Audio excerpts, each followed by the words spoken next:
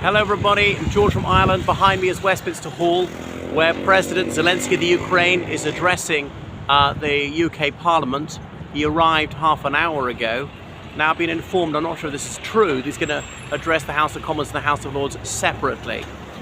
So I'm not sure how much longer he's going to be in there. So President Zelensky, he landed in the United Kingdom shortly after 10 o'clock this morning in a Royal Air Force plane, having flown from Poland, so crossing the border by land, so his plane couldn't be shot down by the Russian invaders. Anyway, so he landed at Stansted Airport and was driven to London, having been met by Prime Minister Rishi Sunak at Stansted Airport, which is over an hour's drive to the north of London. A bit surprised he didn't land at an RAF base. Anyway, so this is only his third country outside the Ukraine he's visited since Russia's illegal war of aggression began on the 24th of February last year. So it's been going on for very nearly a year now. Anyway, he'll be meeting some Ukrainian diplomats as well. He'll be driving to Buckingham Palace, which is only about a mile from here as the crow flies, to meet His Britannic Majesty, King Charles III, and perhaps other royal personages. So it's unclear when he's flying back to Poland or some other state adjacent to Ukraine, but that's probably tonight. Remember, he flew to Washington, D.C. to address both houses of Congress in joint session, which is a singular honor accorded to only very few other heads of state. And on his way home, he touched down in Poland again to meet President Andrzej Duda of Poland.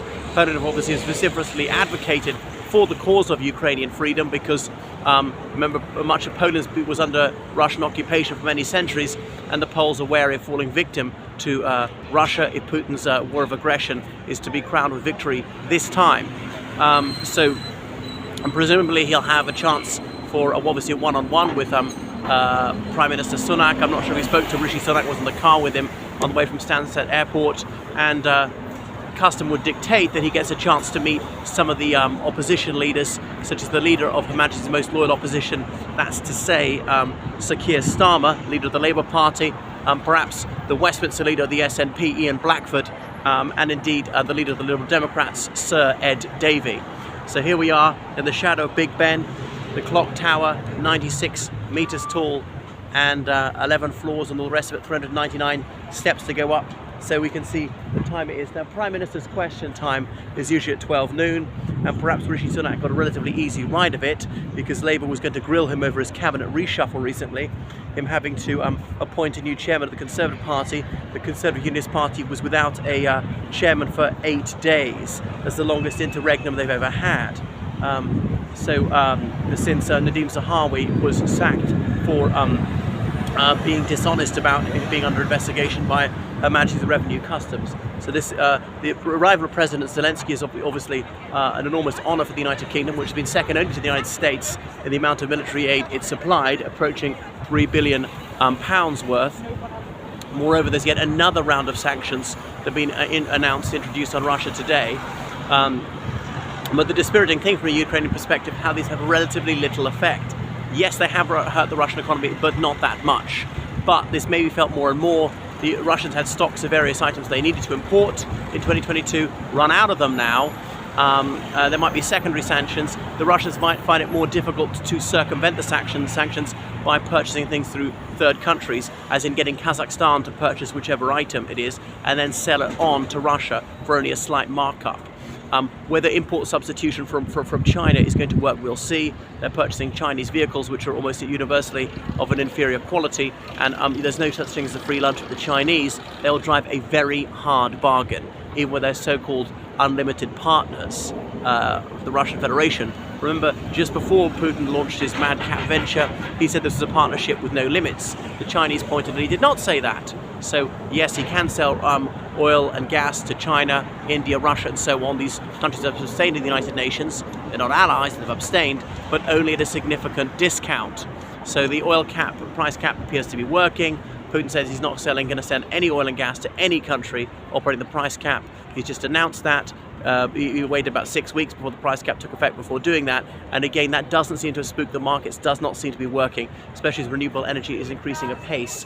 And also we're coming out of winter now, Now, the Chinese economy has reopened. They've dropped that zero COVID policy, so there will be more of a demand for oil, gas, coal and so forth in China, but that hasn't caused an uptick in oil and gas prices like Russia might have hoped.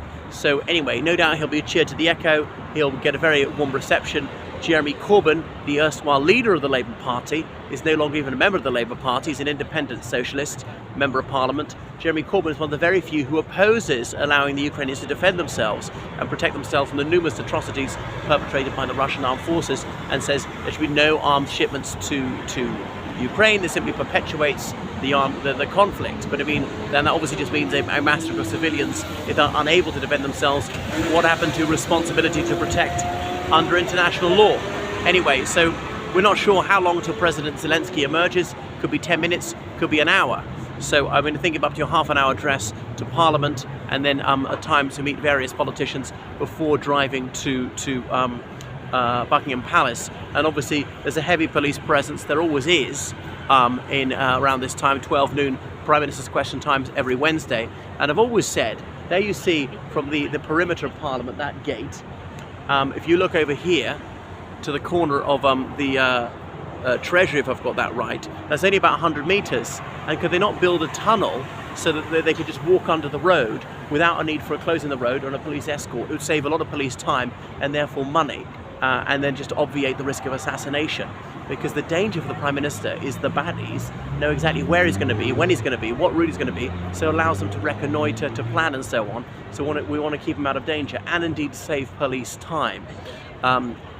Right, so that is President Zelensky. Now, President Putin have been banking on Western will, flagging, and so far there's little sign of it. Yes, Western solidarity has frayed a little. There was a demonstration in the Czech Republic some months ago saying we want cheap oil and gas. Look at the Hungarians.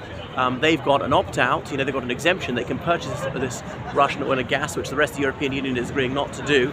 And why are we giving them money when we don't have enough money for ourselves? There's also corruption, so that's why Zelensky's had to really crack down on that, to dismiss his defense minister, Oleksiy Reznikov, because supposedly there were kickbacks. Rations were purchased for way over the market price, because the European Union is having to fund Ukraine. That's over $6 billion simply to sustain the war effort, paying essential salaries and so forth. And the European Union does not want this money to disappear in peculation, it being trousered by corrupt bureaucrats and politicians, and that happened all too often.